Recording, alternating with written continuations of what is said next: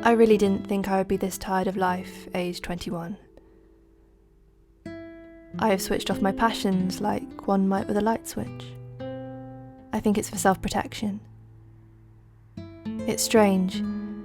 Sadness doesn't feel as painful and empty as it once did. Instead, it is tiringly familiar and a reality I've just come to accept.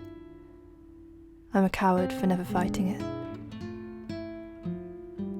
And for the first time in a while today, I had those thoughts of just wanting to start over, to will myself out of existence, to just float away, like a balloon, into the sky.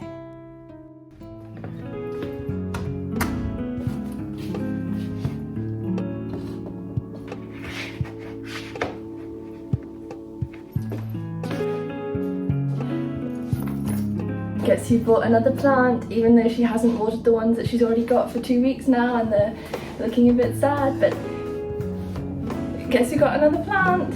Okay, please excuse my voice because I feel like I've got a bit of a sore throat coming on. I need to do a lateral flow test because that is slightly concerning. I think it takes me about a morning to get over the trauma of waking up. Before we get going, if you're wondering, do I put all my vegetables in my string bag so people can see how many vegetables I've bought and think that I'm really wholesome and healthy? If that's what you're wondering, yeah, absolutely I do. So, as I'm sure I mentioned in my depressing introduction, because I haven't made it yet, but I can tell it was depressing, I actually need to sort myself out. I was on the phone to my parents last week and I realised that these past 4 years, my way of dealing with bad stuff is literally just to turn everything onto myself and just massively like beat myself up. And it kind of falls under many guises. It'll be me criticizing my personality, my appearance. I genuinely told myself that I was the ugliest person in the world. I've just had to send a self-tape off to one of my acting tutors, and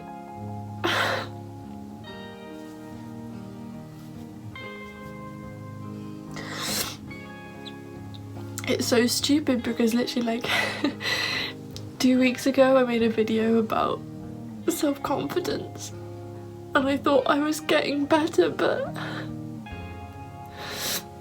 I couldn't watch that friggin' video because I feel like I'm so horrible to look at.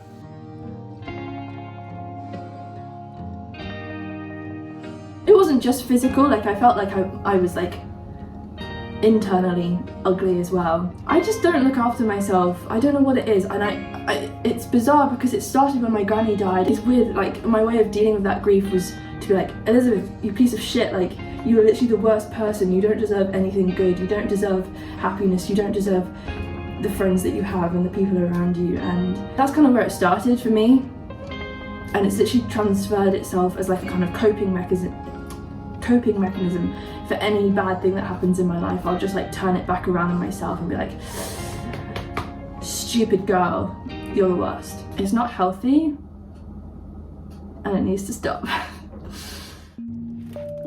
In 2020 and even last year, I really just told myself nothing matters except my family and my friends, because that's the one thing that I had control over.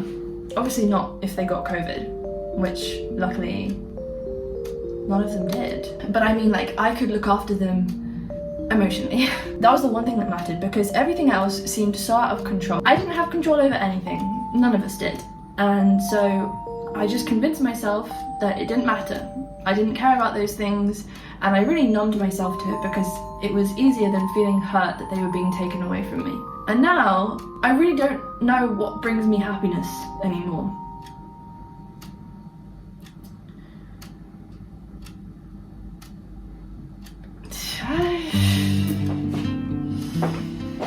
Woo! When I think back to the things that did make me happy, they either make me unhappy thinking about them, or I just think, what's the point? I literally had to numb myself to it back when that was taken away from me, back in like the days of lockdown. Does that make sense? Oh shoot, I'm really sorry if there's a really loud ticking noise. It's our boiler. I don't know why it does that, but I realised I've just placed you literally right next to it, so I'm really sorry if that's really loud. Also, the pressure is down again? Why do I always... I literally have to do this every week. Is this normal? Is it even the pressure? I don't actually know what I'm talking about. I just know that I have to do this when it goes too low. Ooh. Yeah, oh, shoot, a bit high. Okay, we're fine. I'm like the boiler. Sometimes my dial just goes too low. I need to be topping it up constantly, not just leaving it till I hit absolute rock bottom. Metaphors!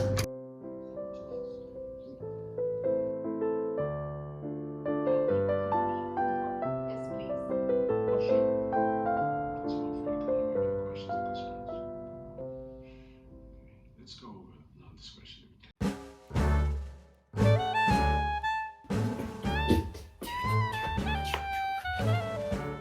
It's official. I've had COVID for 3 days, and am I going a little bit insane?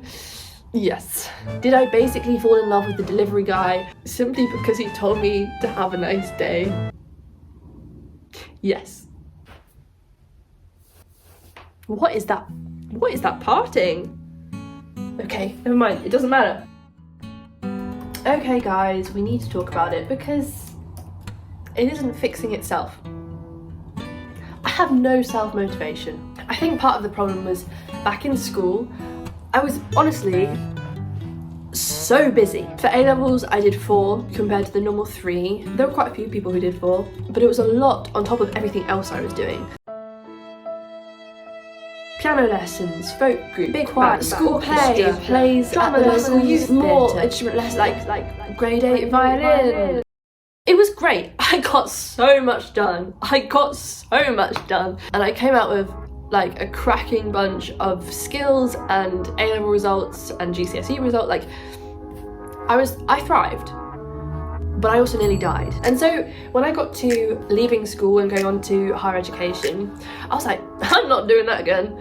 And I really made a point of being like, okay, I'm gonna go home at the end of lessons. Like, I'm not gonna waste time. I'm really not gonna try and put myself up for extra activities because I've lived that life. And then COVID happened and then I didn't have to do anything. And now I have absolutely no self-motivation.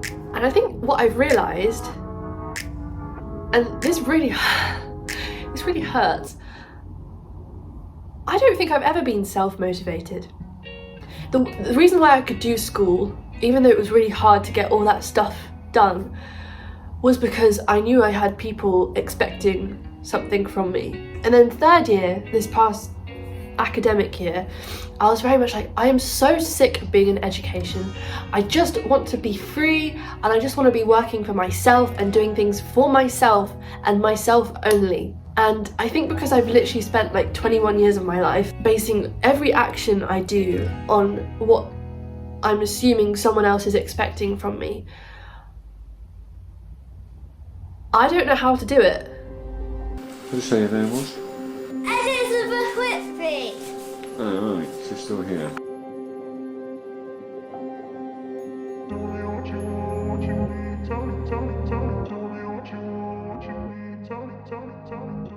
My heart aches when I imagine my younger self seeing me at my lowest points, unable to find the motivation to get out of bed, let alone brush my teeth.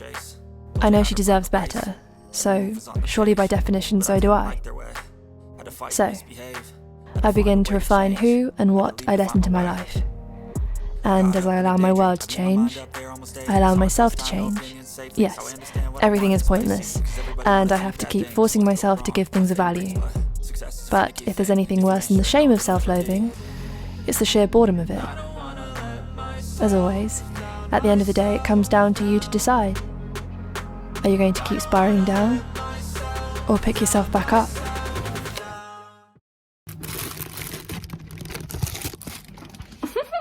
That was fun.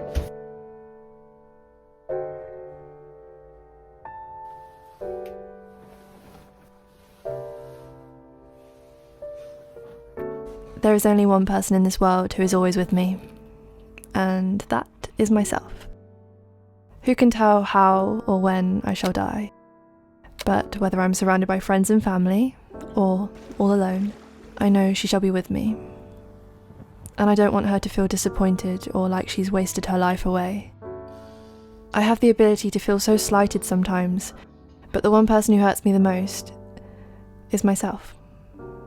So, I guess I've made this video in honour of Elizabeth Whitby. She's gotten me this far. I owe it to her to be kind. Lions go. That's the end of the video. Thank you so much for watching. Life is hard enough as it is, even without the fallout of COVID. So be kind to yourselves, look after yourselves, forgive yourselves. Also, if you want to subscribe, that would be cool. But I don't care, you do you. I'm off to start the first shift at my new job. I'm kind of scared, hence why I'm literally so breathless. See you in the next one. Bye. Love you.